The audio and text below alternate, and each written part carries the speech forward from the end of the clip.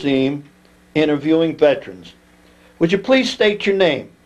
Jerry DeLuca. And where do you live, Jerry? I live on 95 High Street in Hoosick Falls, New York. I see you're a native of Hoosick Falls? Yes, I was born here. I never left except go to service and school. I see. So you're native, and what did you do before you went to the service, Jerry? Well, I graduated in June of '93, and I went into service in August. 43. Or 43, I'm sorry. Yeah, right. Yeah, and I graduated in 43 in June, and I went into service in August of 43. So you went right into the service right after graduation. Right after. Were you drafted or you enlisted? No, I was drafted, and I was supposed to go in July, but they had enough going that for July, so they took me in August. And by the way, I went in with Harry Mitchie and George Scott, and there's a few others I can't think. I have a clipping of that. Yeah.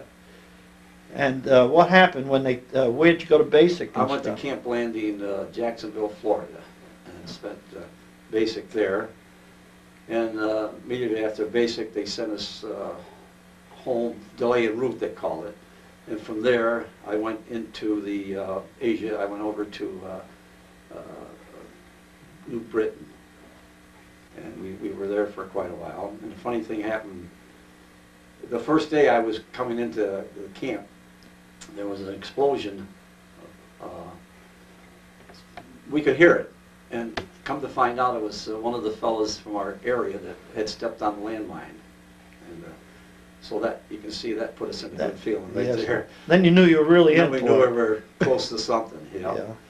So we stayed there in New Britain for quite a bit. What were you assigned to? We had an anti-tank outfit. I see. Because I remember Harry Mitchie interviewed, he said he left you on some island. Goodenough Island. Goodenough Island is where you separated. We went to Goodenough, that's right. And then we separated, and he went to New Guinea, I went to New Britain. I see. And then we were in an anti-tank company. We had 3 anti-tank platoons and one infantry platoon. And we stayed there. We didn't have any danger there too much. Things were pretty well cleaned up then. And from there we went to the Philippine Islands. We went to, I don't know if these are Nord or Panay was one of the islands, Negros was another, Luzon, and Leyte Islands, and that's where all the battle was. All right, and over how long a period were you in the battle zone, and where you were, involved with straight battle? Actually, we never actually had straight battle because we were in anti-tank, but we did have places where we would have our anti-tank guns, and we would fire our anti-tank guns, and we didn't know where we were firing. We just fired where they told us to.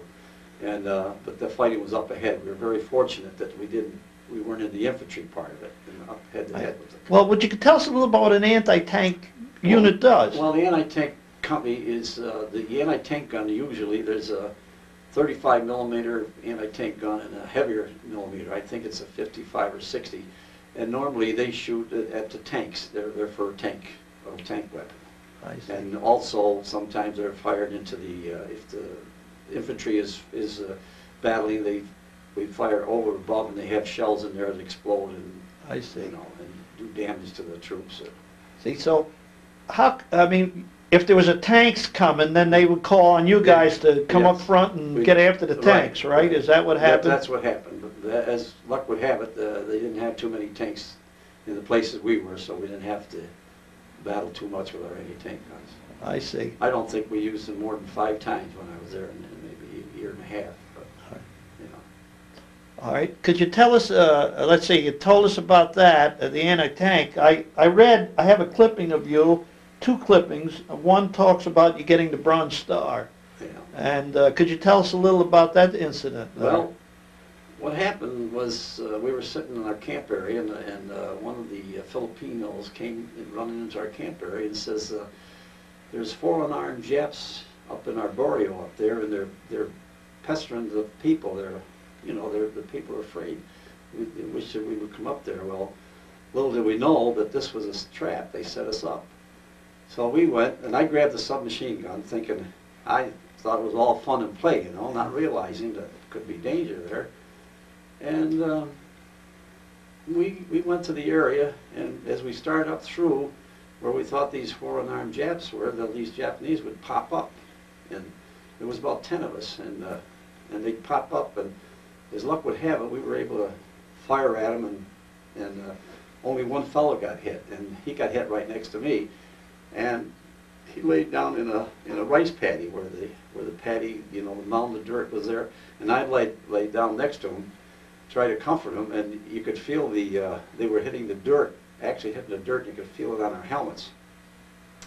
So we were pinned down, we couldn't move, so somebody got out and went back to the company area, and they came back with two heavy-duty trucks with 50mm guns on them, and they fired over our heads, and while they were firing over our heads, myself and two other fellows were able to give them a little first aid and bring them back out of the area.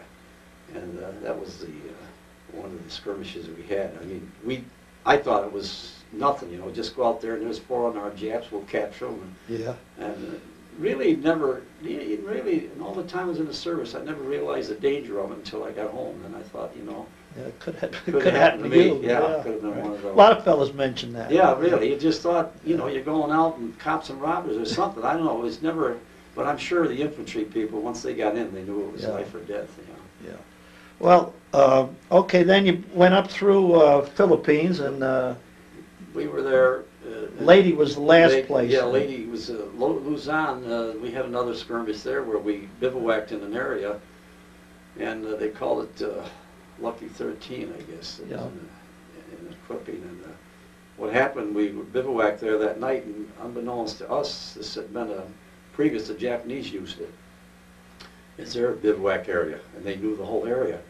And they were just waiting for us, and at night they came and infiltrated into our area, some right in between, because we really weren't set up for anything.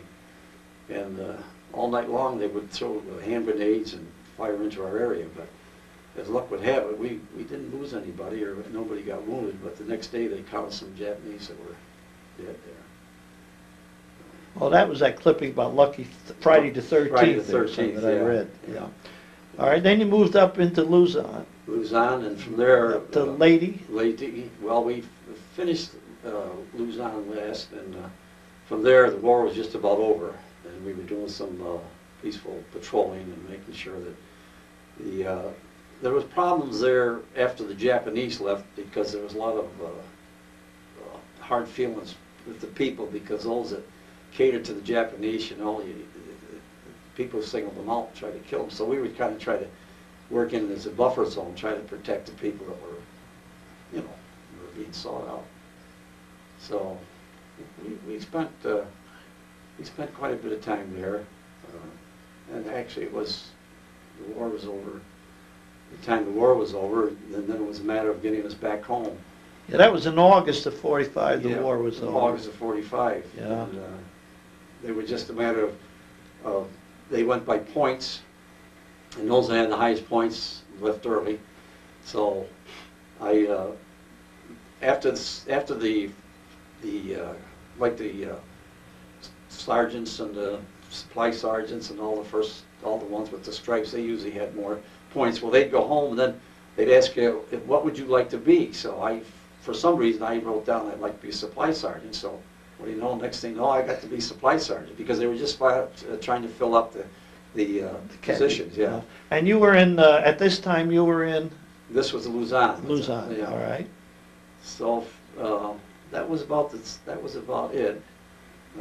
You said something about you went on from there to. Where'd you go from Luzon? Oh, we went to South Korea. South Korea. Yeah. So we went after the war was over. Then we went to South Korea. There was nothing, no danger, no fight there. We were just set up as well. You know, they took the United States. The government we took over that, and then we got in a bigger mess afterwards, I guess. Yeah. Right. Yeah. But while I was in service, my brother Joe was in Caledonia, and he was worked in what do they call them? Not the store, but the PX. PX. Okay, he worked in the PX, and he had quite a job there. And about every 2 weeks, he'd send me a care package. And he always sent me a care package. I'll never forget. And then he also sent it to my brother Tony, who was he was in Europe. Your brother Tony was in Europe. Yeah. So there was how many of you DeLucas? Well, there was 4 of us actually. Albert went in last. Yeah, Albert was in the Korean War. Yeah, I have him. yeah. Yes, I've interviewed him. Yeah. So there were three of you in the World War II, three. two in the Pacific and Yeah. one in Europe. Yeah. And Joe was, like I say, Joe was faithful. And while in Luzon, I met Milo Huffman. He was assigned a PT boat, and I just happened to run into him on the street there in Luzon. And he took me back to his PT boat, and he made me a frost, chocolate frost, you know, something we never had. Yeah. And they had, like he was telling me, they had everything they needed to eat and whatever they wanted. And that was quite a nice thing. And then I ran into, we come back to camp when we were, I don't know, getting ahead, but. No, you left South Korea and you came back to... Yeah, come back to the States, and when we come back to the States, we came through Fort Lawton, Washington. And who I run into was Joe Cullen. Joe Cullen was over there, and just by accident, looked around, there's Joe Cullen. And then also I ran into my brother Joe there, because he was just a few points ahead of me. He was on his way home. I see. So you're both getting We discharged. both getting discharged, yeah. All right. So then you got discharged when? We got discharged in December of 1945. I Just see. before Christmas. You remember the song they were playing, I'll Be Home for Christmas? And I made it 2 days before. All right. So you came back to Hoosick Falls. Mm-hmm. All right. Then what'd you do for a living after you came back? Well, from there I went to Siena nights, and because I couldn't get in days, and I just went there for a semester, and I just wasn't gaining anything. I was losing ground, so I felt that I couldn't. If I stayed there, it was just a loss of time, you know. So I went to Troy Business, and I took up bookkeeping and accounting, and I graduated from there. It was a 2.5-year course, and then from there I couldn't find a job, and so I went over to Tannery, and I worked over there for a few months, and then I went to work for the All Garage, and then I had taken the civil service test for the post office, and as luck would have it, I was called in, and I went and worked for the post office. Worked there for 40 years. And you ended up the head man. Well, yes, that was another lucky break. I was made postmaster, and it was just everything just seemed to fall in pretty good for me. That's great. So that's the story of your life that gave us a good picture of it. Is there anything you'd like to say about the service or about Hoosick Falls?